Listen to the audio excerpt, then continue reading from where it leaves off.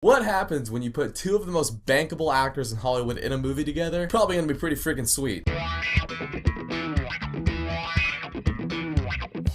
So Central Intelligence, essentially it's a buddy cop movie. It's starring Kevin Hart and The Rock. They went to the same high school. Kevin Hart was the super popular guy. He was the jock. He was the one that was going to go on and conquer the world. The Rock was the fat kid. He was the loser. Something really terrible happened to him. Kevin Hart lended him a hand. And now flash forward 20 years, Kevin Hart's working as an accountant and The Rock is working for the CIA. And he needs Kevin Hart's accounting skills to crack this major case, this whole spy espionage thing that's happening. And I thought Kevin Hart and The Rock both worked really well in this movie. Both of them bring in huge box office numbers, so it only made sense to put them in a movie together. I love Kevin Hart, haven't really loved all of his movies, but the guy himself is funny and he brings it in this movie. Kevin Hart actually plays the straight man in this movie, which is a little bit different from what he usually does, and The Rock is the one that's kind of like bumbling around, really loud, really eccentric, but they play off each other really well. You can tell both of them are having just the time of their lives making this movie, and I was hoping this movie was going to be funny, but what I didn't expect from this movie was it actually had some cool action scenes. And yeah, it's a spy movie, so it's gonna have action in it, but usually comedies aren't known for having the best action. They're usually known for having somewhat subpar CGI, sometimes some shaky cam when those fights are happening. The fight scenes are a vehicle to get you from one joke to the next. But in this movie, they took their time on the action. There's a couple fight scenes, especially with The Rock, where I was like, dude,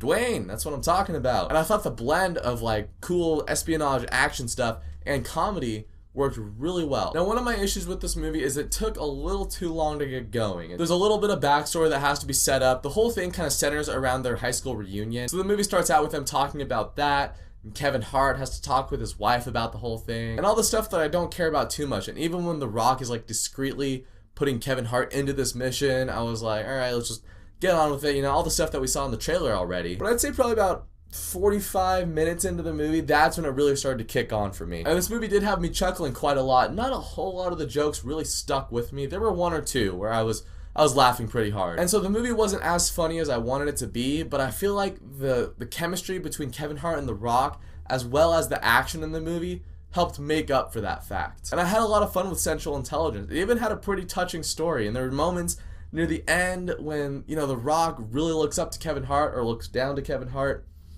I'm not sure, but he really values Kevin Hart and his friendship, and there's some scenes at the end of the movie where I was getting a little emotional. It was weird. So if this movie's still playing near you and you're looking for a movie to laugh at, go check out Central Intelligence. But if you have seen Central Intelligence, let me know what you thought of it in the comments down below.